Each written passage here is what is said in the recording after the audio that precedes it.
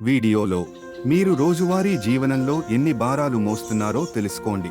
మనం ఎంత బరువైన భావోద్వేగాలను మోస్తూ ఉంటామో అవి మన దారిలోని శాంతిని, ఆనందాన్ని ఎలా దెబ్బతీస్తాయో తెలుసుకుందాం. ఈ రోజు మనం బుద్ధుని జీవితంలో జరిగిన ఒక గొప్ప కథ గురించి మాట్లాడుకుందాం. ఇది మీ మనసును, హృదయాన్ని మృదువుగా తాకుతుంది. ఒకసారి రెండు బౌద్ధ భిక్షువులు ఒక అరణ్యంలో ప్రయాణం చేస్తున్నారని బుద్ధుని ఒక ప్రసిద్ధ కథ చెబుతుంది. వారు ఒక నది దగ్గరికి చేరుకున్నారు. అక్కడ ఒక యువతి నిలబడి ఉంది. ఆమె ఆ నది దాటి వెళ్ళలేక కష్టపడుతోంది. అప్పటికే పెద్ద బౌద్ధ భిక్షువు ఆమెను ఎత్తుకుని నది దాటి ఉంచి వెళ్ళాడు. చిన్న భిక్షువు మాత్రం ఊహించలేని ఆశ్చర్యంతో ఉన్నాడు. ఎందుకంటే వారి నియమాల ప్రకారం వారు ఆడవాళ్లను తాకకూడదు. ఆ ఇద్దరూ నది దాటి చాలా దూరం నడిచారు. చిన్న భిక్షువు గుండెల్లో ఉన్న ఆ ప్రశ్నను ఆపలేకపోయాడు. చివరకు అతను పెద్ద భిక్షువును అడిగాడు, మీరు ఆడవాళ్లను తాకకుండా ఉండాలి అని తెలుసు కదా, ఎందుకు ఆమెను ఎత్తారు?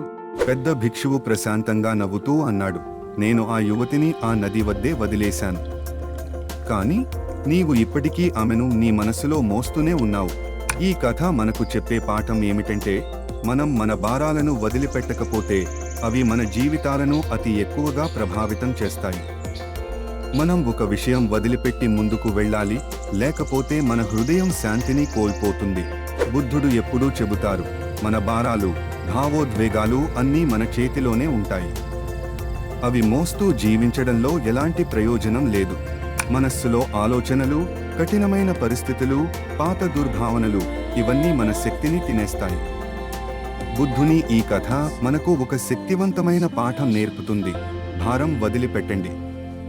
మన హృదయం స్వేచ్ఛగా ఉండటానికి, మన జీవితం ప్రశాంతంగా ఉండటానికి. మీ జీవితంలో మీరు మోస్తున్న భారాలను గుర్తించండి. వాటిని వదిలిపెట్టడం కోసం ప్రయత్నించండి.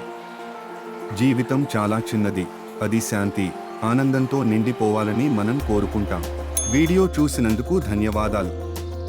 ఇలాంటివే మరిన్ని కథల కోసం మా ఛానల్ను సబ్స్క్రైబ్ చేయండి, లైక్ చేయండి మరియు కామెంట్ చేయండి. మీరు ఏమనుకుంటున్నారు? మీ మనస్సులో ఏమైనా బరువు ఉందా? ఇప్పుడు వదిలేయడానికి ప్రయత్నించండి.